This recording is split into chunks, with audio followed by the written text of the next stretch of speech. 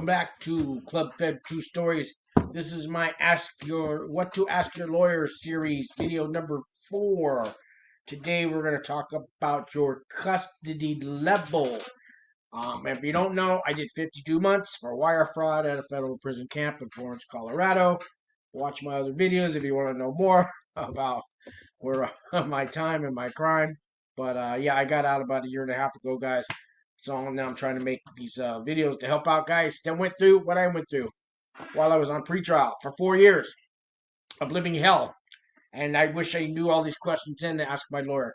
But custody level. So there's 2-point systems. There's your sentencing guidelines, your offense level. That's 1 through 43, and that's to decide how much time you're going to get. I've already did the video on that one. This is your custody level. This is where you're going to go. So first they're going to decide how much time you're going to get, and then where you're going to go.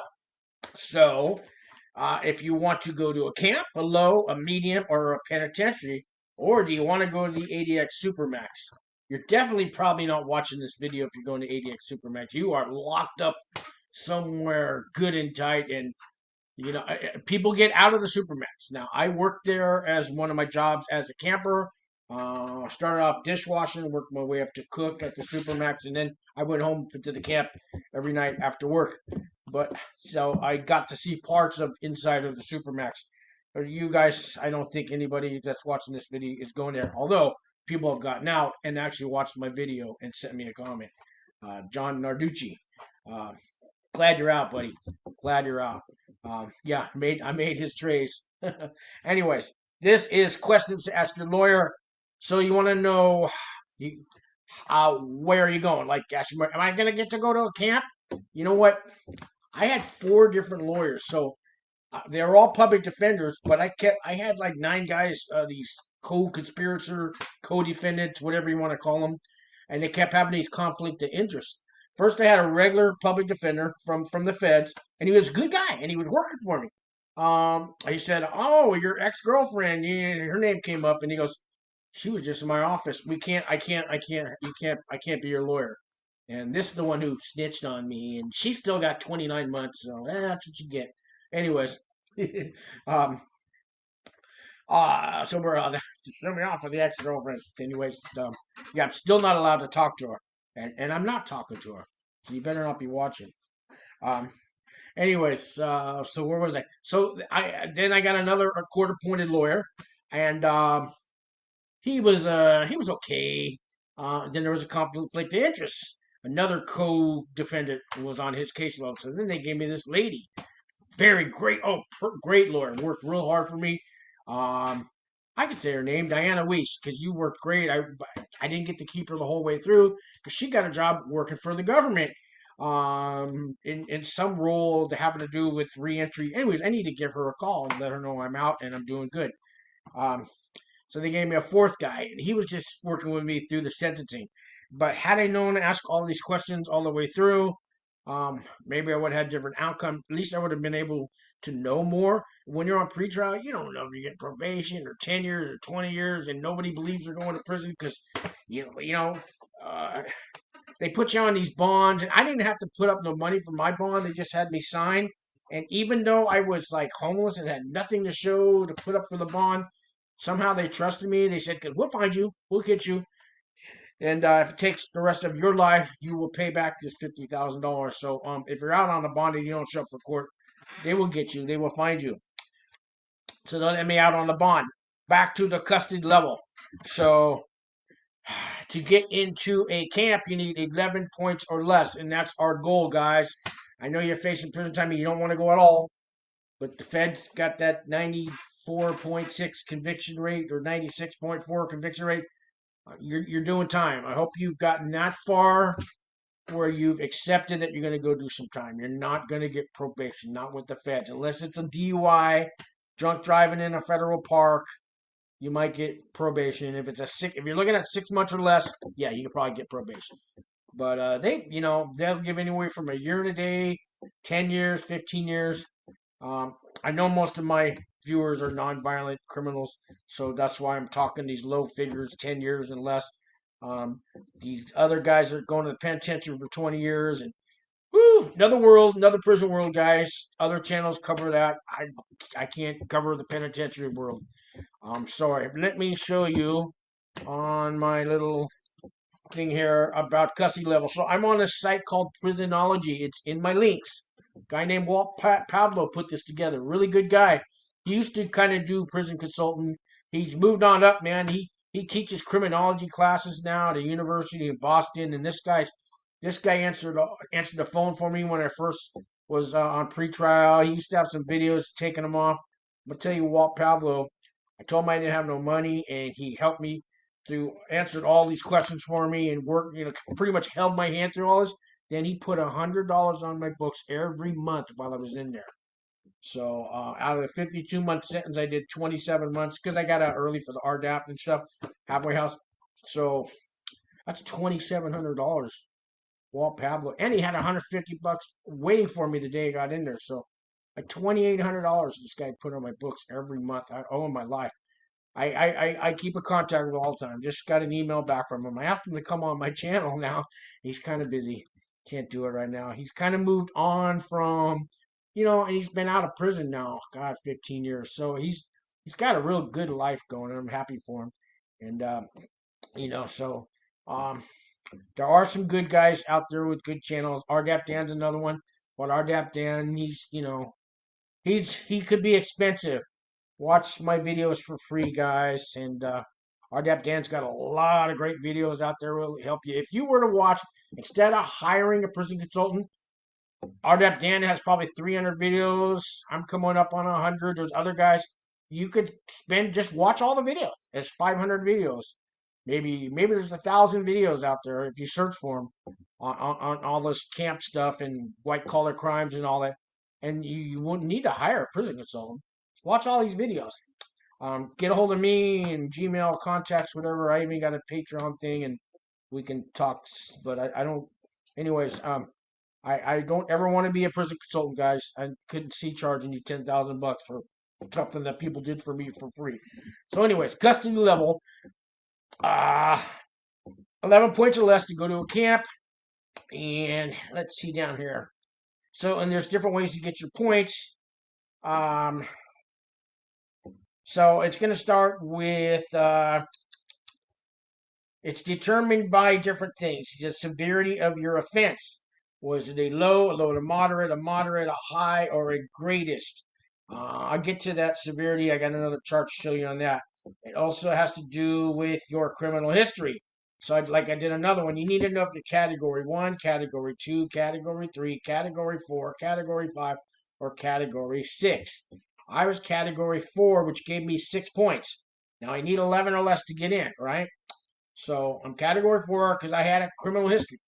I've been to a lot of different little county jails, and my crimes were getting caught with a 1/4 gram of cocaine, getting caught with a 1/2 gram of meth, getting a DUI, writing a bad check while tweaking and up for 5 days at the Save Mart shopping center, and searching in my car in the middle of a shopping center. Cop pulls up and I'm under the influence. So yeah, I don't live that life anymore, guys. I'm clean and sober. I got 4 years and I do AA and all that, but I used to do all those things, and I don't do them anymore. I wish I'd stopped years ago, but I still have a chance to turn it all around. Well, I am turning it all around. Anyways, so I had 6 points. I need 11 or less to go to camp. I don't know how many you got. History of escapes, 0. Let's hope we all have 0.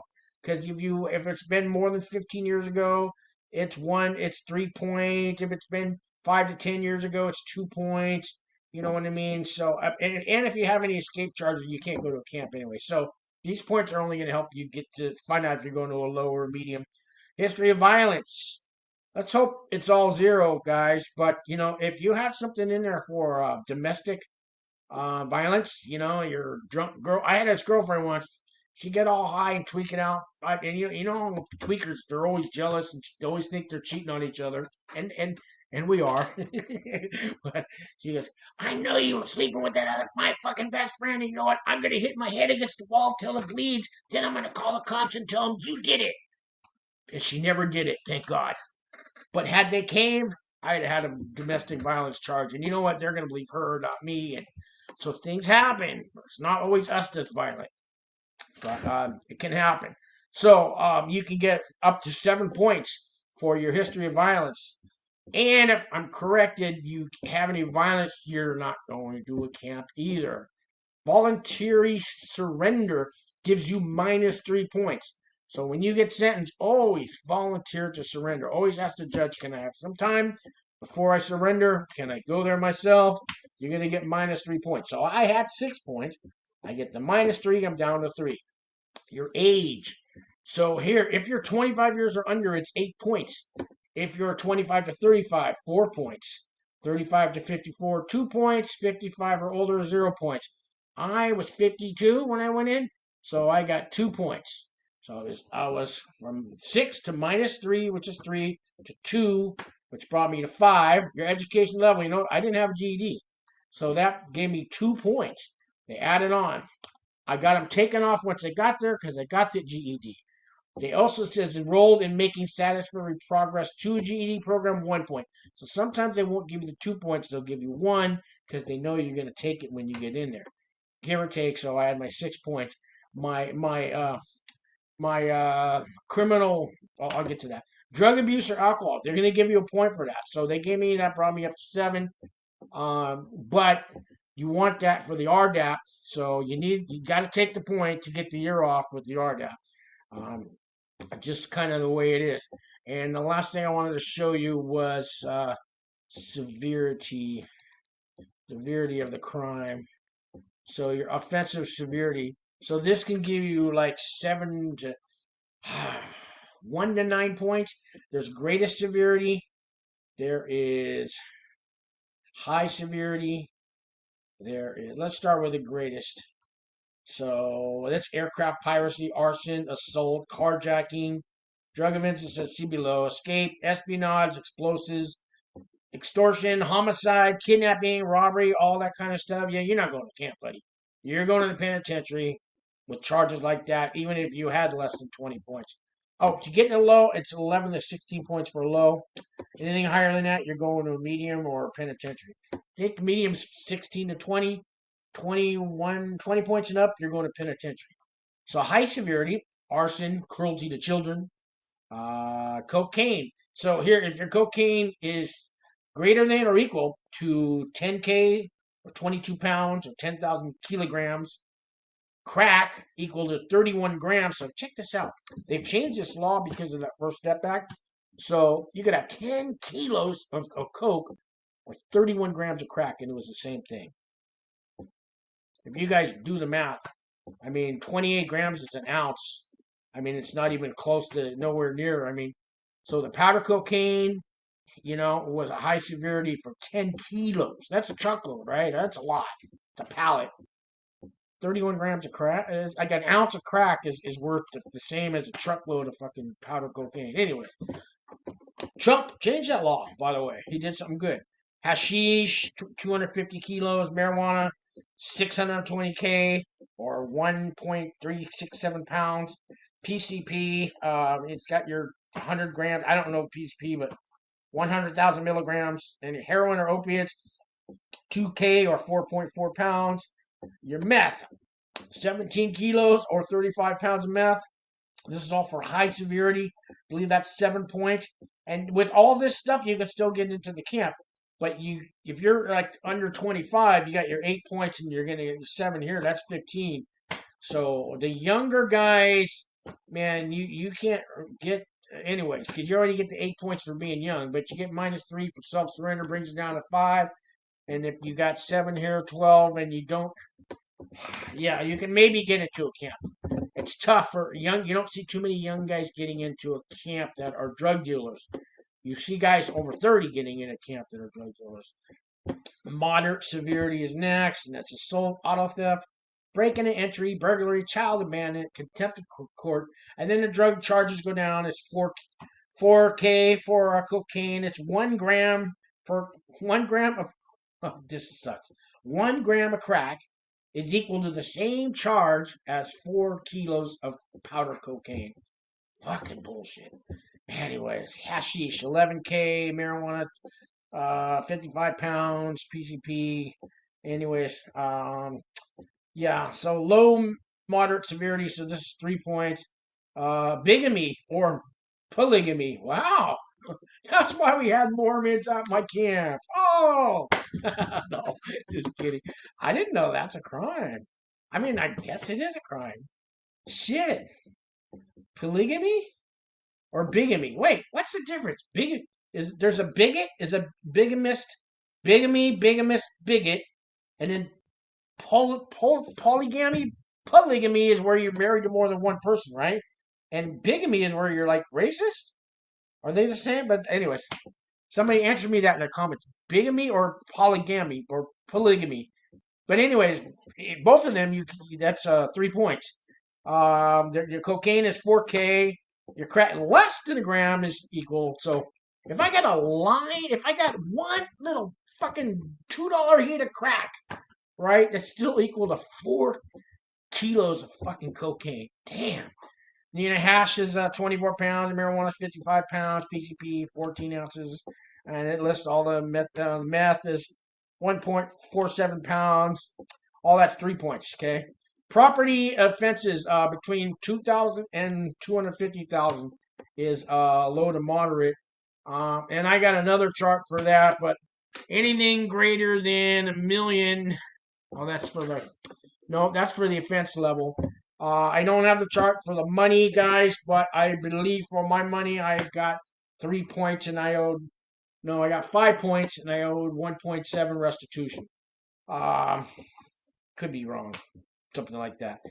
Lowest severity, 2 points. It's not much. It's personal use for drugs. This is 1 point.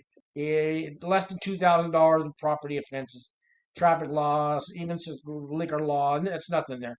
But so that's basically the rundown on your custody level to get to 11 points or less. I got links on there how to get to the prisonology chart.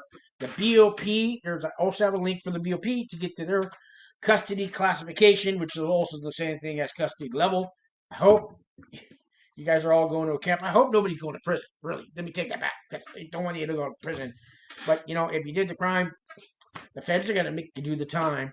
And if you got to do the time, let's hope it's club fed. Club fed where you don't have to join a gang and you don't have to be nobody's bitch. And, there's no politics. You don't have to show your paperwork. It's safe. It's not a dangerous place at Club Fed. Look at me. Anyways, like the video, subscribe, tell your friends. I'll see you in the next one. Thanks, guys.